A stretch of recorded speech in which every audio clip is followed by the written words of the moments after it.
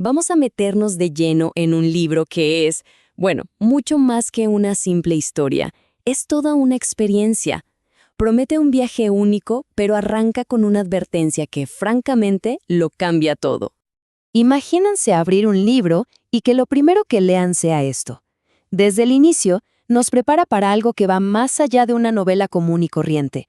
Nos está diciendo que la línea entre lo que es ficción y lo que es real se va a empezar a borrar. Y con esa intriga, pues arranquemos con el primer acto. Nuestra historia empieza aquí, en el primer acto. Pensemos en una historia de amor súper glamurosa, de esas que parecen sacadas de una película de los 80, un romance de rocola con la banda sonora perfecta de fondo. La idea, la verdad, es genial. Cada capítulo está inspirado en una de 122 canciones de los 80. Esto crea una atmósfera completa para leer, sentir y hasta escuchar.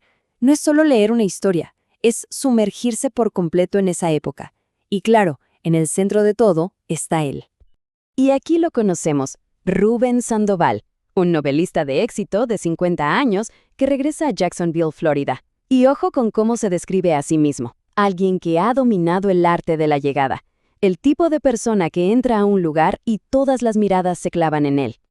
Y bueno, para que nos creamos este mundo de fantasía que rodea a Rubén, la historia se encarga de mostrarnos cada detalle de su éxito, pero con una precisión casi milimétrica. Y aquí es donde vemos el despliegue. Todos los símbolos del éxito están ahí. El jet privado, los trajes a medida, los autos de lujo, relojes carísimos. Rubén no es solo un tipo exitoso, no. Él vive y respira una opulencia que parece sacada de sus propias novelas. Y es justo en este mundo tan perfectamente construido donde conoce a alguien que parece literalmente demasiado bueno para ser verdad. Entonces, aparece Kyle, un joven de 21 años con una belleza que casi parece irreal. El mismo Rubén lo describe como alguien que superó las expectativas en todos los sentidos. Es como si fuera un personaje que él mismo hubiera escrito para que encajara a la perfección en su vida. Y el romance, es un verdadero torbellino. Compras de lujo, una conexión que se siente profunda, inmediata. Rubén, el que se la pasaba escribiendo historias de amor, de repente está viviendo la suya. Es, en toda regla, un cuento de hadas para un hombre que quizá pensaba que el amor solo existía en el papel. Y toda esta historia de amor llega a su clímax en una escena icónica, una noche de baile que los consagra como la pareja perfecta. El narrador lo dice claro, son uno solo. Parece el final feliz, ¿no? El cierre perfecto para una novela romántica. Pero justo cuando nos estamos acomodando en esta fantasía perfecta, todo se detiene en seco, y de repente, esa advertencia que leímos al principio del libro cobra un sentido completamente nuevo y escalofriante. ¿Y si todo fue una mentira? Esta pregunta lo rompe absolutamente todo. Nos obliga a cuestionar cada detalle glamuroso, cada momento romántico. Nos están pidiendo que consideremos que tal vez nada de lo que acabamos de leer era real. Y entonces, ¡pum!, se revela la verdad. Y es una inversión total de la historia. La ficción, supuestamente, pasaba en 2024, pero la historia real ocurrió en 1994. El autor exitoso de 50 años, Rubén, era en realidad un hombre poderoso también de 50 años. Y el joven, Kyle, era en realidad un estudiante de 21 años llamado Rubén Suárez. Los roles, la dinámica de poder, todo se da vuelta por completo. Y para que entendamos bien el contraste, aquí lo vemos, la cruda realidad. Todo el glamour del Bentley y los trajes de diseñador se desvanece y es reemplazado por esta imagen de baja calidad de un dormitorio súper modesto de 1994. Esto no es el set de una película. Es un vistazo a la vida real del autor. Aquí está el punto clave de todo esto. La historia es un mecanismo de defensa. El autor, Rubén Suárez, era en realidad el joven vulnerable de 21 años. Y el hombre mayor era su abusador.